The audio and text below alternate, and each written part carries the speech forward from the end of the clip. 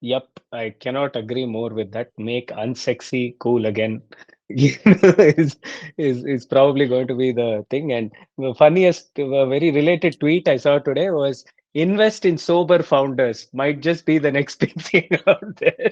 So, I, Oh, yeah. As a VC, yeah, I can probably write a playbook around that. And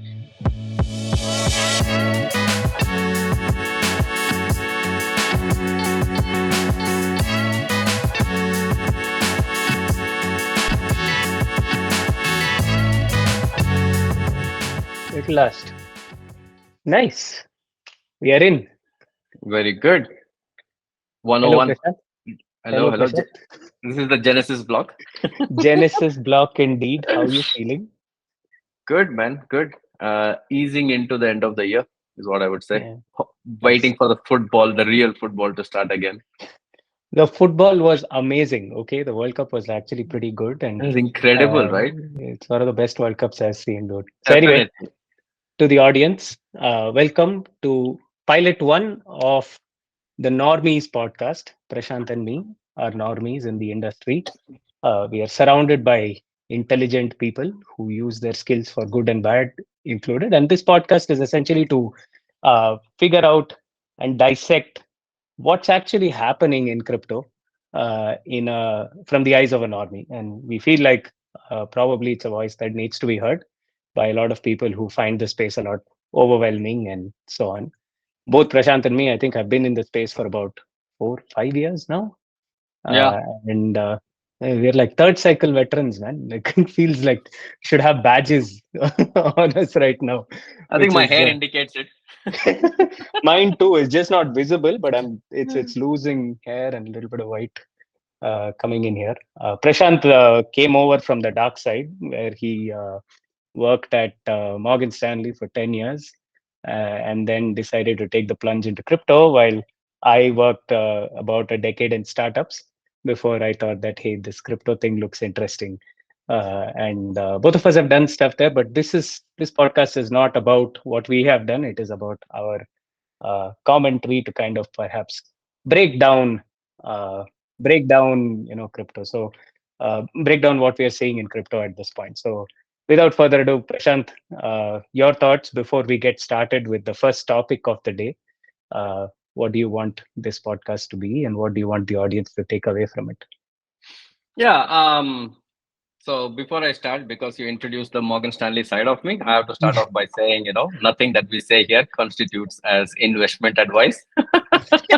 That's something it's in my blood. I have to put it out there. Plus, also the fund I work with, Woodstock, will also want me to give that disclaimer. So that's out of the way. I mean, Raghu and I had known each other for a while. We've been within the Indian crypto and Web3 ecosystem, but also have like a very good sense for the global ecosystem of Web3 as well. So from me personally, this is, I don't want this to be like yet another podcast. I think there is like a clear gap in the system where um, normal people can understand from normal people like us as to what's happening in Web3 and how can they get involved if they want to. Secondly, also, I think there is also a gap where we are focused on Web3 as a world, but of course, if we have a podcast that can bring a lot more of the Indian founders, etc., to the fore over a period of time and showcase what they are doing within Web3, I think that's also a great outcome for the ecosystem that is so robust within the country. And yeah, of course, I just want to have fun along the way and see whom I can teach what and from whom what I can learn, right? So that's pretty much it. So no prescriptive agenda as such. I think this will be great, and I'm super looking forward to how this evolves. Yeah, so just two friends having fun. Maybe we should call it Norby and Friends, the Norby Friends podcast. You know? Normie friend, yeah, start sounding a bit like a TV show. Probably what it can be. But anyways, let's get started, right? Now it's Christmas time. I've come home. My parents' first question they ask is crypto safe? They are hearing, they've been following it from Luna to 3AC to FTX to all the thing that has kind of just pushed market sentiment down. And I don't think that, and you know what is beginning to become worrisome for me is that believers of the space, guys who can really contribute to it, are doubting it and leaving, right? And for a multitude of reasons. One, maybe their company shut down, couldn't find additional funding, the company fired them. All of these reasons are kind of coming up together. Companies going belly up for whatever reason.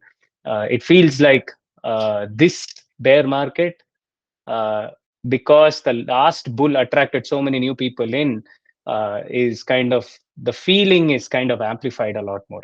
So Prashant, in your eyes, who's seen bear markets in uh, Web 2 and the traditional world, and seeing the second bear market in Web 3, what is your reason to stay, and how do you remain positive? Do you remain positive actually? Yeah, I mean, I think I'm an optimist by nature, so I am typically positive. Yeah, I mean, since you pointed out, so I started in financial services as an investment banker, 2007 in Morgan Stanley in London.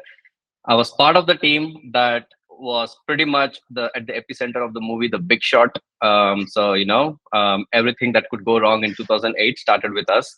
So, and I was just a newcomer at that point, just trying to absorb whatever was going on. I was very quickly open to the fact that out of any crisis arises opportunity, and this opportunity can be in terms of personal growth, in terms of financial growth, in terms of many other similar aspects, right? And while it was quite daunting to begin with, I kind of found my feet, and a lot of people got culled and a lot of capital disappeared even from the financial system, right? And very similar to what we're seeing now, and also the previous crypto bear cycle in 2018.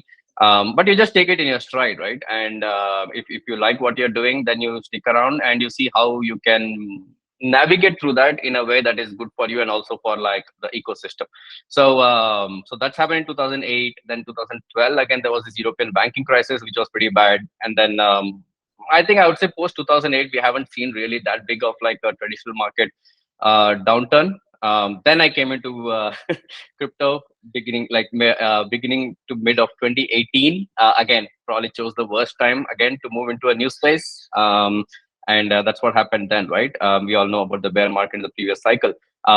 What makes me very excited at this time, and maybe I don't know if that's the right word to use, but I am definitely super excited.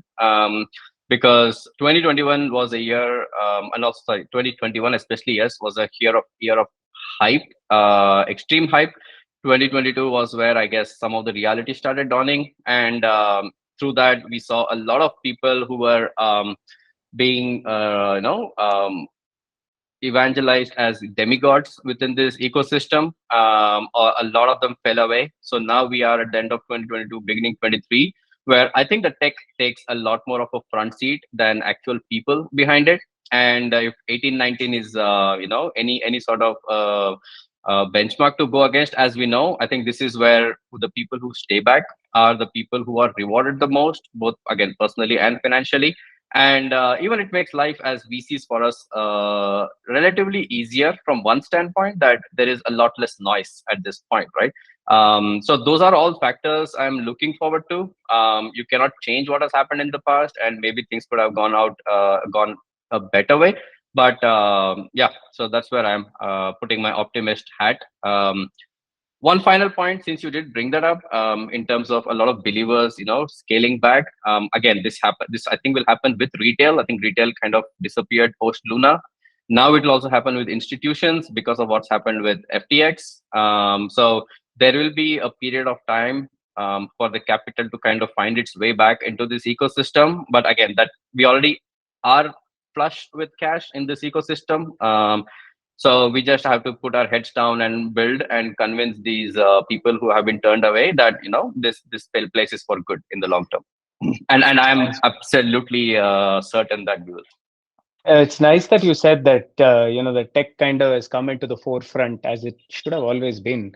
One thing that I've been able to articulate in this bear market is that there is a clear distinction between tech crypto and money crypto, right? And money crypto, for some reason or the other, tries to keep replicating the traditional market over and over again, and kind of falls down because of the same reasons why the traditional market kind of died down. And that probably is a much deeper discussion as to what money crypto should be. Should it be a reflection of everything that exists in the real world, or does it have to be complete new paradigms that you have to invent from the ground up?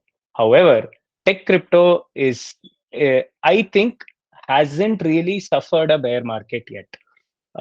From 2018, summer of DeFi, 2019, to the NFT boom and bust, the GameFi boom and bust, to what we are now seeing as DSO, decentralized social. Now we'll see DeSci, decentralized science. All of this kind of happening while the infrastructure layer is constantly being innovated upon. While when you have, the layer two is really kind of dominating, and now the modular blockchains coming in the form of Celestia, Eigenlayer, and all of these really fundamentally important projects. While the older incumbents, such as the Matics and the Filecoins and the Arweaves of the world, are suddenly starting to see, hey, this can actually be used. That keeps me super positive about the space. I think in it for the tech was a bit of a cliche back in the day. It seems like the only reason that is worth staying for right now, as opposed to the money bit of it. So uh, question to you again, right? Like from my end. So with this painting that I put of tech crypto being quite interesting, what are some specific areas that you think are going to be exciting moving forward? Yeah. So from that standpoint, right? I think there are quite a lot of areas to be quite super excited about with respect to Web3. And if you look at the entire stack, right, I think there is an element of pullback from the application layer at this point, because it doesn't make as much sense when you don't have the users or like a flow of retail capital, right, to focus too much on the application layer. So we do expect, I do also personally expect that a lot of users and capital will start gravitating on the application layer towards market leaders, right? And we see this happening with your NFT marketplaces, your dexes, etc. as well. But I think the real focus right now, until the users start coming back, is under the hood, right? And this is where you have your middlewares, and also you have your underneath that the infrastructure layer, right? Now, if we specifically look at the infrastructure side, I think there are certain interesting themes, which I think we've just touched upon a couple of them as well. So, number one is this new concept coming in of restaking, of how we can use stake forms of Ethereum to add more security to certain protocols, and also middlewares. That I think is an interesting concept that is being worked out by Eigenlayer, the name that you mentioned. Then there is account abstraction, which I'm a huge fan of, primarily because I think it helps us solve one of the key problems with our industry, which is management of private keys. So if we can use non-custodial wallets and abstract away this private key mechanism into something more easily manageable through smart contracts, then I think that allows for a lot more people to enter this when the markets are ready, right? So that is another feature I'm quite keen to follow. Of course, ZK is a very ongoing concept that we all have been looking at. It's very pivotal for, again, two other features that are quite that need to be solved, i.e., scaling and privacy. So I think these are like layers under the hood that I'm quite keen on. There is also the decentralized identity that I am quite closely following, because coming from the traditional space, every unless we have some sort of identity which is helped by privacy, etc., it's very difficult to start apportioning both positives and negatives towards people who are participating in the system. And until we have these features, it's very difficult even for like entire verticals like DeFi to scale. So that is another area I'm quite focused on. Outside of that, I would say, if we go slightly above the real world assets, it's something um, I won't say I'm like extremely bullish on just yet, because there is too much, of switching costs and last mile integrations that need to happen. But if we look at DeFi as a space overall, then real world assets is something that needs to start implementing this technology in a big way. I think there's a lot of symbiotic relationship between the technology and the real world, especially with sectors like small and medium enterprises and gig economy, where this can help a lot. And that is something I'm quite keenly following. But I think that will still take some time. Yeah, and of course there are many more. I recently wrote down a thesis for the fund as well, which is available on our website. So I would encourage people to read that and get a bit more insights into what we are thinking across the entire stack. But I would say, in a nutshell, I think these are like some specific points that we are focused on, and I'm also personally focused on to see how they evolve. Nice. I think if it is not been clear yet, Prash is a VC. And we did say it in the beginning, so we need to get better at that. I run an incubator and do a lot of work on the developer community side of things. So I have more of a horizontal, very low level view as opposed to what Prash gave in terms of themes that are interesting, high level things that can actually get become narratives for funding in the time to come.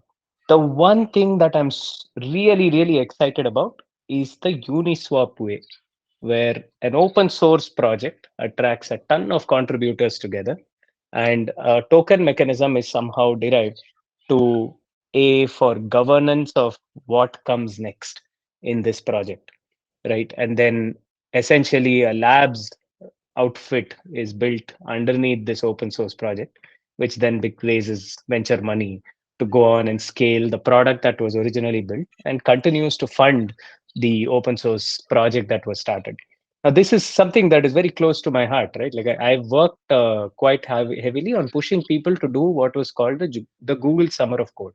The Google Summer of Code is essentially this organization, this program run by Google, where they open up and they sponsor open source projects by allocating resources to them, and they pay these resources if they showcase a bar of technical proficiency. The biggest problem with GSOC was that when the funding stopped, like, so you have a 3 month period where this programmer is being paid by Google to work on Mozilla, to work on Fedora, to work on GNU, right? Like all of these lovely fundamental open source projects that are essential for the internet to run, right? And when the funding stops, the contribution also kind of stops to it. I always saw crypto as a great way to truly make open source sustainable, right? And think about it, the most pivotal projects in crypto right now are open source projects, and they somehow figured out a way of making it financially viable to continue to contribute to these open source projects. And what I am excited about right now are these projects coming out of hackathons that a lot of people are excited about, right?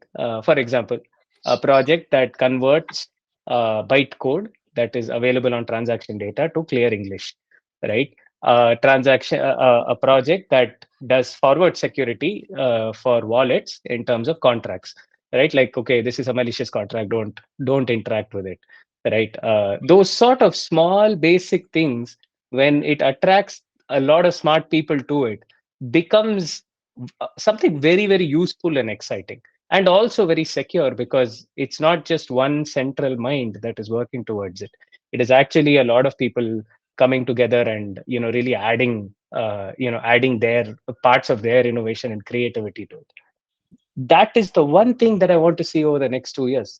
I am really, really excited about working with open source projects, building their communities, and figuring out a money market that makes it viable to continue to contribute to this. Once that is done, then the ambition of the founder and how big the problem is will dictate whether it can become a company that kind of does manage services of this really useful product that has been built. But that is the only theme that I want to see: make And open that's source yeah. projects cool and sustainable again. No, that's great, right? And one follow up question I have over there for you. Have you is this something Uniswap is a great example here. Have you seen more examples of this? And is this yeah, okay. So I think you are kind of like leading into what I'm gonna say, in the sense that I think next couple of years is where people will be able to, sit down and like answer a lot of these smaller, finer questions that need to be answered, so that a lot of these protocols and ecosystems start becoming, bigger, not just by their token value, but bigger in terms of like their utilization, right? Yes. And also the utility they provide. So that's great. And Also, are there like any specific protocols that you are looking at, or you're keeping yourself like fairly open minded on that side? It's a very tricky bet. Let's look at which protocol actually makes money today, right? And apart from Ethereum, Yeah, despite the number of transactions that people post, the revenue, no, I don't think any protocol is sustainable by revenue till date, right? It is extremely hard to get to that place. I am interested in a lot of the storage layers because their economics works very similar to how, say, AWS or any of these guys would work, and they're limited by currently node dispersion. How many nodes do you have? So, and big, because you have that much availability to hold that data in and distributed within regions, how can you serve it? And when you have that back end, you can build virtual machines on top of it that also allows for compute that say Filecoin is doing with FVM right now. So that is interesting as well. The layer ones, I don't because it's a fun podcast, I can be a little candid. I have a friend who tells me the only reason that layer ones exist is because of MEV. I don't like, he doesn't think that it serves any other purpose, right? The one story that I will tell you is that I'm actually low key bullish on Solana right now. Okay, because they have actually gone through an existential threat yeah, by what has happened with FTX and their proximity to the ecosystem, and the effect that FTX is vanishing has had on them. The way their community has rallied blows my mind, yeah, right? I've yeah, always respected them for good work. If you look at what, say, Super Team does, or if you look at what their breakpoint events do, their developer community, I have no opinions on the chain, but the yeah. community seems formidable today, and Definitely. I'm Yeah. interested to see what happens next there. I just adding on top of that. Yeah. So this is something I also have noticed with my VC hat on. I like to look at a lot of on-chain metrics more than anything else, and also how growth of users, developers, dApps, etc. is happening. Outside of Ethereum and Polygon, the only other, I guess, layer 1/2 that has like very natural network effects is Solana, right? Solana. DeFi within Solana has been hit very hard and very bad for reasons because most of the tokens coins were like within that entire FTX and Alameda loop. But NFTs is something, and also on the social side, it's something that's kept Solana really, really up out there in terms of real traction. And um, there is still like a lot of good word going around from a developer standpoint, and the outages that people seem to have like a very long memory on have also not been as frequent in the last 6 to 9 months as they were previously, right? And we have use cases like Helium, etc., which have all been also moving on to this particular blockchain, right? Render. So Don't um, don't forget render. Render Render as is, well, exactly, oh yeah. yeah, yeah. So I'm actually super bullish again. So again, whatever I say here within this podcast is more of a Prashanth view as opposed to a Woodstock view. So please, everyone should kind of follow it from that lens.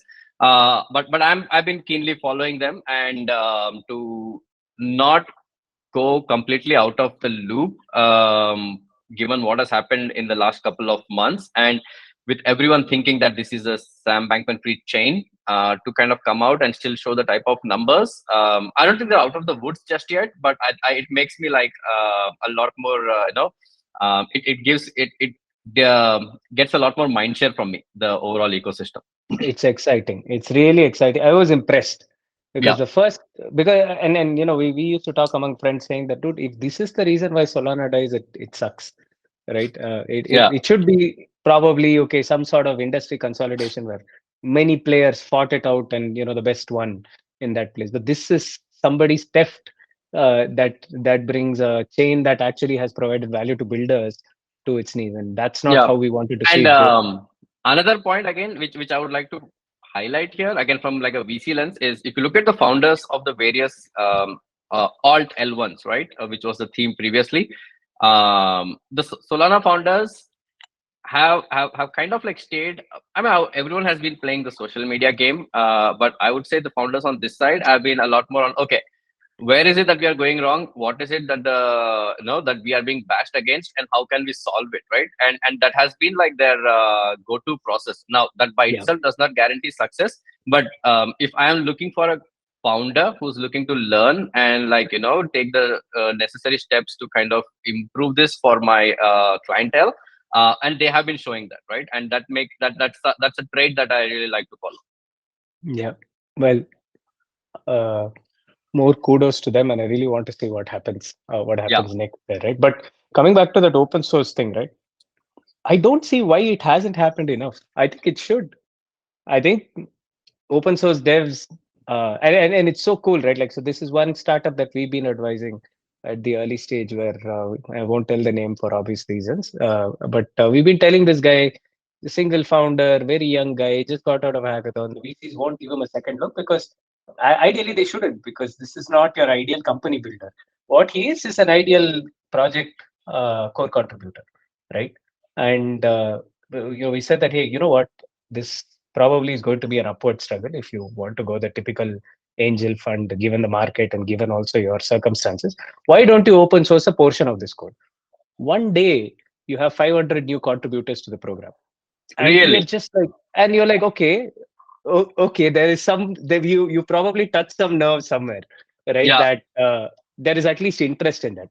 Day two, another 200 people. Day three, another 200 people, and then you're just like, dude, this could actually work. I don't know why people don't do enough of it. Which brings me to the question, and this is the theme that I want to see change over the next thing, right? That so few crypto primitive founders are actually technologists. They are not engineers. What you're seeing is uh, people who can speak well, who can craft a narrative very well, who can build a community very well, right? I want to see more of these individual core contributors who know how to build something from scratch and rally a community on the merit of their work and not the Mhm. merit of their words. Yeah. Become really, really more, uh, you know, bring to be brought more to the, to the forefront. As a VC, my question to you is: do you see that? Like, what is the tech uh, flavor in the startups that come and pitch to you? And is it something that also worries you? Um, okay, so from our perspective, right? It's a couple of things now because we have a bit more focus on say the Asian side of things as well. What we notice is there is a bit more focus from founders on the application side of things, right? And when it comes to like the middleware or infrastructure, it's not as robust and we can see better options elsewhere, right? And that is something that I would really like to change. And what you're mentioning in terms of open source and core contributors coming out and like rallying like a community around them of people who want to help grow their particular networks or protocols or products, I think is a good step in that direction, right? And which we would also like to see because I feel that there is immense talent in this region to be more product and tech oriented rather than being more application oriented.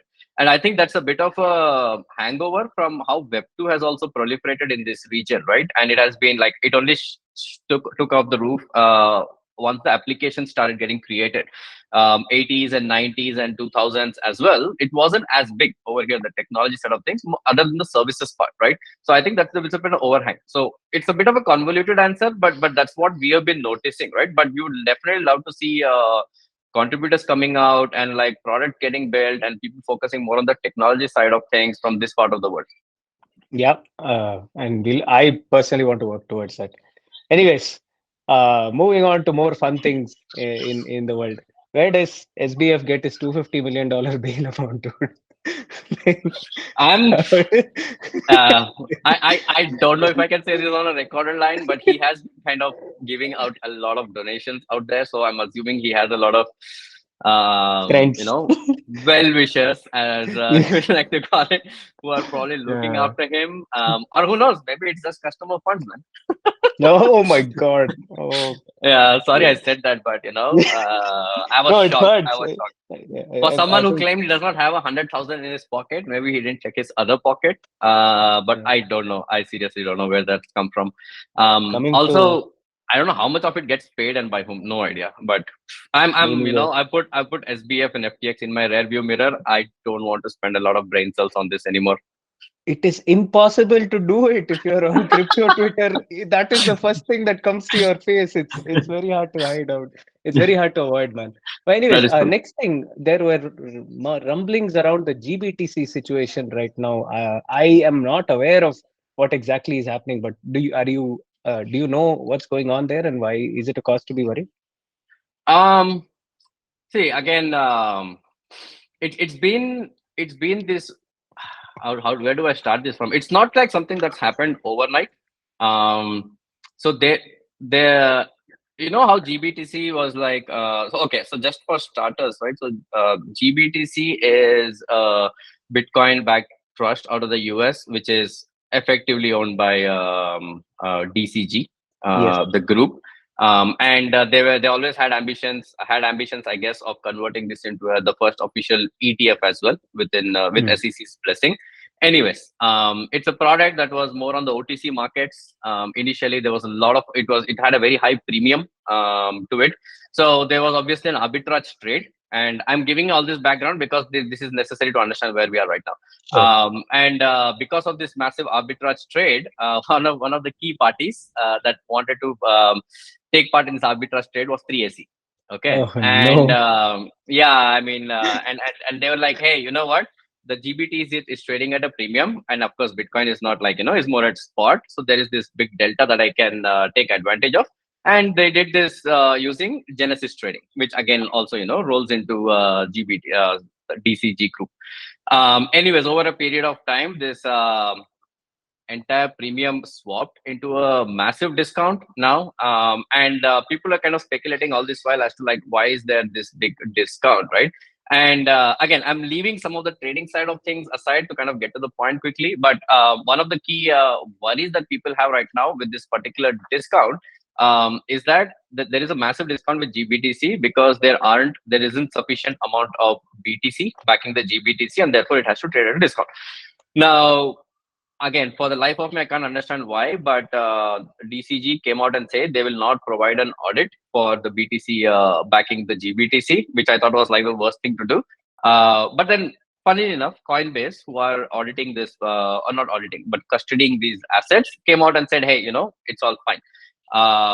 So that is where it is. But now with everything that's happening around Genesis trading and they having a lot of loans and having solvency issues, is kind of not trickling into a parent, and if that parent has to somehow utilize the reserves to kind of make themselves solvent, right? So gut feel is that they will probably come out of this, but 3 months ago my gut feel would have also told me that there is nothing wrong with FTX, right? So Hmm. I don't think we can believe in it anyways. So let's see what happens. The problem there is there could be a lot of contagion around that as well if this kind of goes and blows up the parent from a lending standpoint, because Genesis obviously was one of the largest lenders out there. So that is something we'll just have to embrace and move forward. Again, it's not a tech issue, it's a money issue.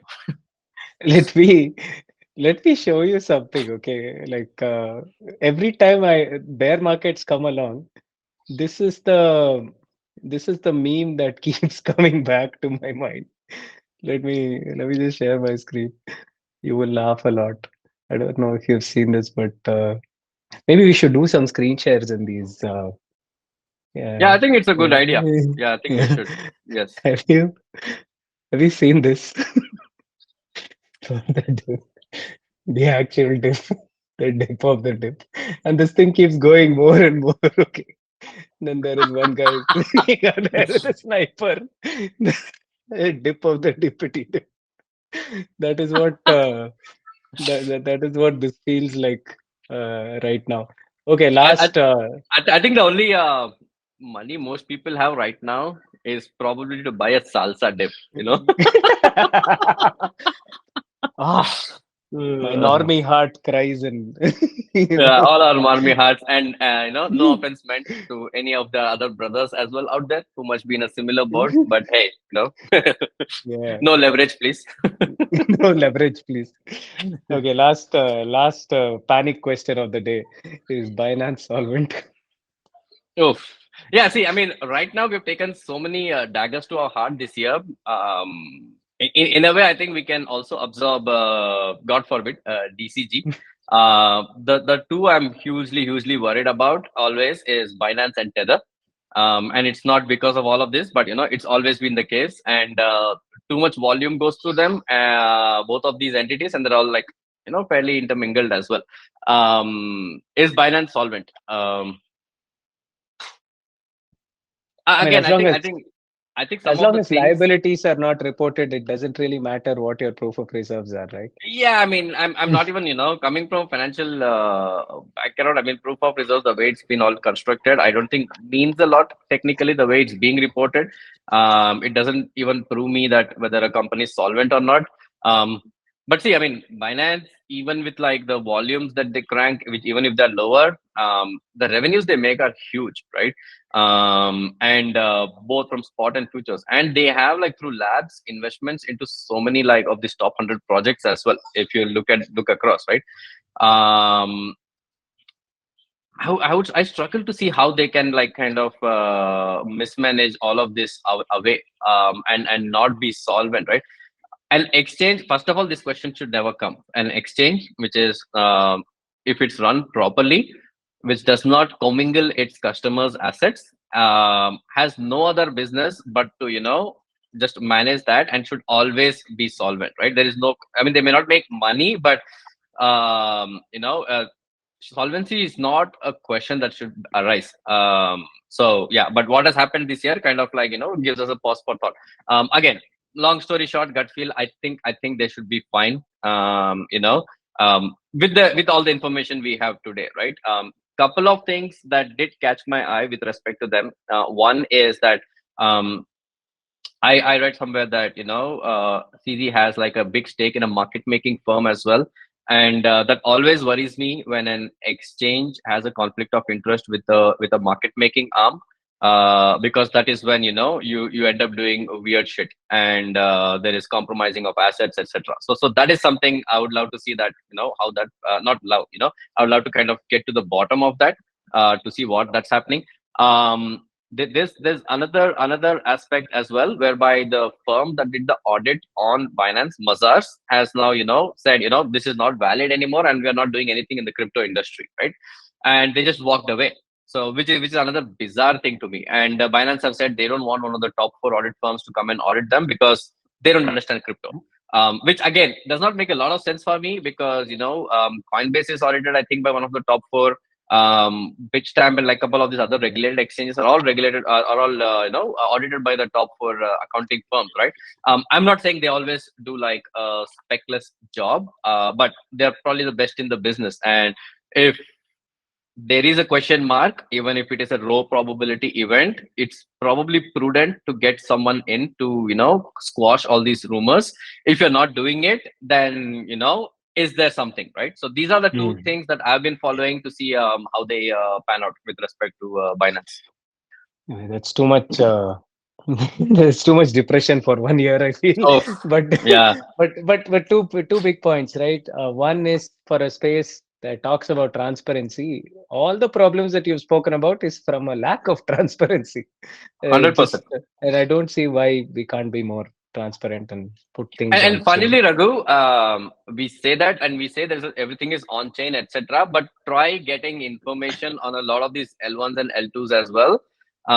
In like their anything on developers or dApps or users as well. It's all like not. It's a lot of it is not clear, in terms True. of who is doing what and where. I think transparency coming in will like more and more transparency coming in is a huge thing. And that's why I'm like, a bit of regulation that kind of, twist your arms to bring more transparency out may not necessarily be a bad thing. Oh, be careful what you wish for there, Prash. I know, I Anyway, know. but the second thing that really stands out to me is I feel like the companies that are plain vanilla and boring and are quote unquote boomers are perhaps going to be the saviors of the space. I mean, like, case in point, Coinbase, right? They've done everything to the T, won't list unnecessary tokens, don't launch their own token, does a public listing on the US market, and then it's just like that's the most boring thing that you can do in crypto. But hey, lo Yeah. and behold, when the proverbial feces hits the fan, they're still doing fine so far, Yeah. you know.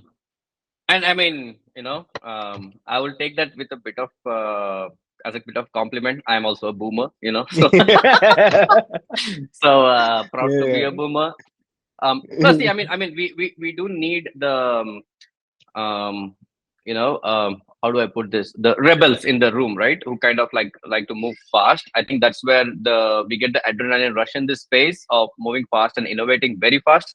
But eventually there have to be some sort of breaks applied, right? And that is where I guess the boomer mentality of being slightly more risk averse, I think, comes in. Because you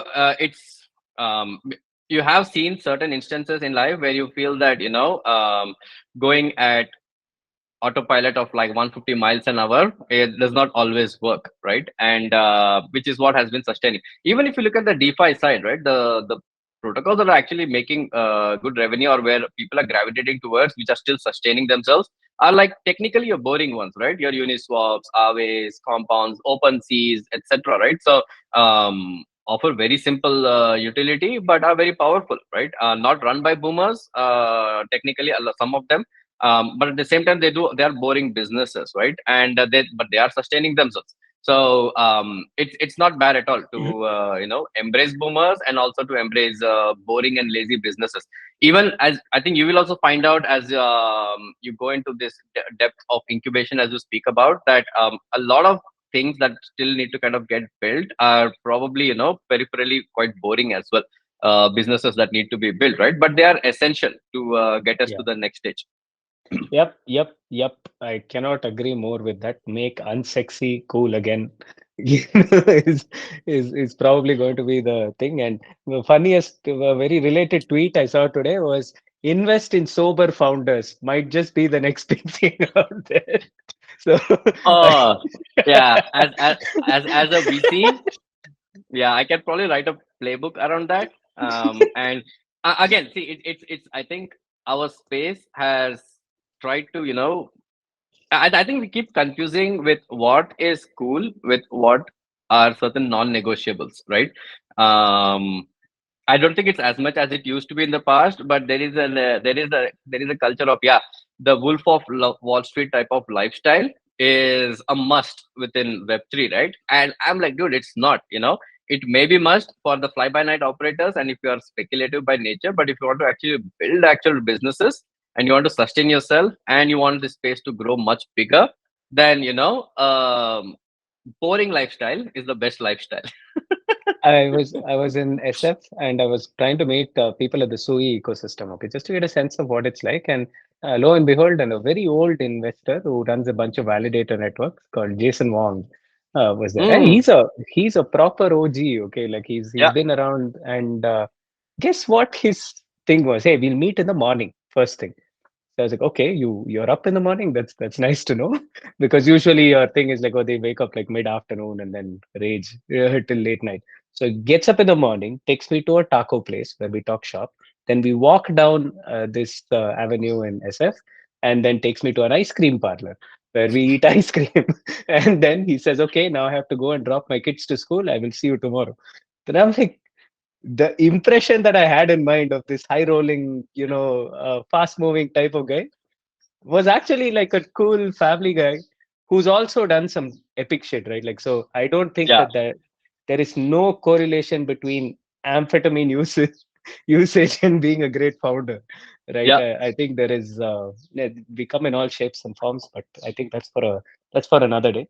I did not know the time fly by, but we're hitting the hour mark, and maybe we should Yeah. not make this any longer Yes, I than agree. what it is. But yeah, any feedback? And this is essentially probably we'll get better at talking on this, but the vibe perhaps stays the same, which is just two friends sitting Yeah. down and chatting with each other. And whenever we are in each other's vicinity, we'll probably do this live, sitting in one place. Yes. Tell us who you want to see here. We have some friends we'll bring on and uh, chat with them as well in the coming weeks. But I'm really glad that we got this started. Prash, it's been fun. And see you in the new year. Yeah, see you in the new year. Yeah, in the new year. Yeah, Yeah. I'm glad we got one of this out of the way. So I would kind of pat both of us on the back to get this done.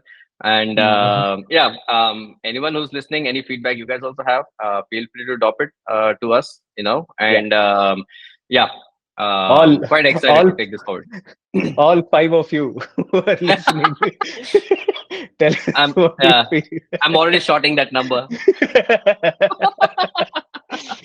Oh God, Prash. Anyways, this was fun. We'll get there. We'll Let's get there. let's catch up. Let's catch up again. Lovely, Raghu. Take care. Speak soon. Bye.